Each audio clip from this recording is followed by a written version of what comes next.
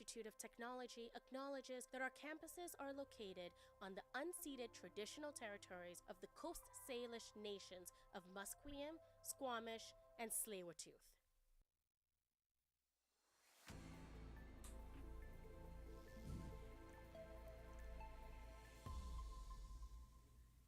Good afternoon. I'm Caroline Doyle, and these are your 12:30 BCIT news headlines.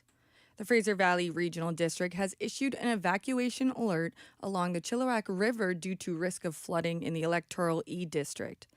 This alert includes all lands between Allison Pool and Chilliwack Lake near the Chilliwack River or within the Chilliwack River floodplain.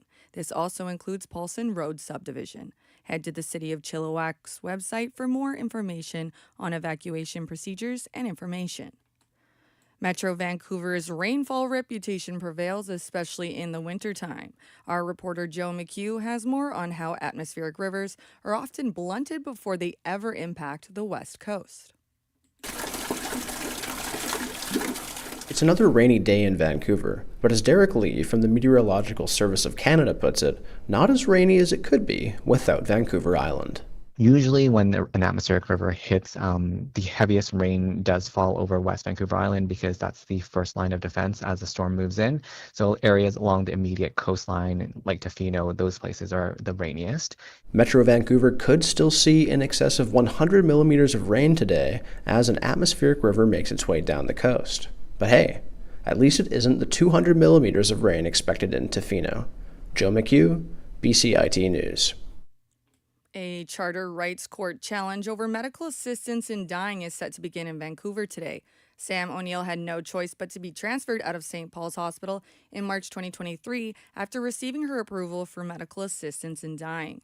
The 34-year-old experienced severe pain from stage 4 cervical cancer that spread to her bones and lungs. But St. Paul's, where she was receiving care, is a faith-based hospital, meaning it doesn't allow for MAID. Her family is questioning whether publicly funded faith-based hospitals should be allowed to stop patients from receiving this care. Advocacy group Dying with Dignity Canada is among the plaintiffs challenging the BC government, Vancouver Coastal Health, and Providence Healthcare. The advocacy group's CEO, Helen Long, says the case highlights the harm caused when patients are forced to leave care settings they trust. This case is about putting patients first.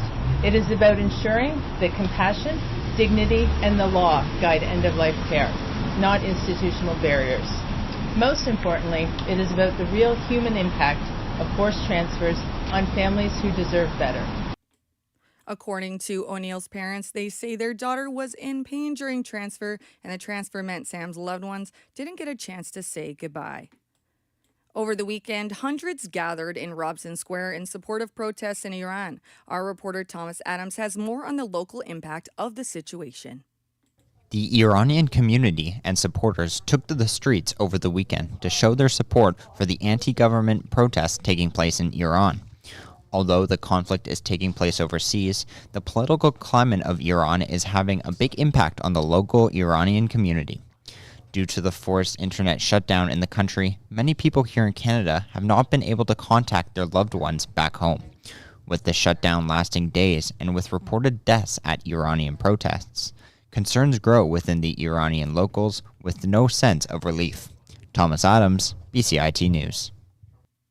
And now in entertainment, Canadian actor Hudson Williams plays the lead role of star hockey player Hollander in Crave's new hit show, Heated Rivalry. This is sparking discussions around what diversity looks like within hockey. BCIT News reporter Eden Chipperfield has more on what's changing the game. A new TV show has broken the ice with conversations around queerness in sport. Heated Rivalry centers around two rival hockey stars who play in the Major Hockey League and how they navigate their rivalry fueled by ambition and desire. Since the show's debut, conversations around queer prominence in sport have surfaced, prompting discussions around representation in professional sports leagues.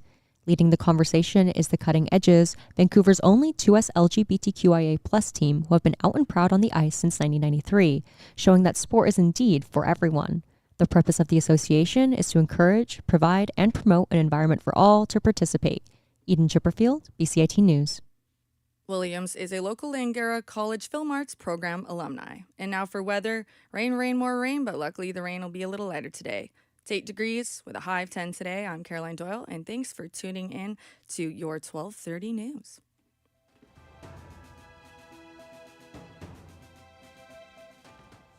Stay tuned for more on BCIT's 1680 The Crow.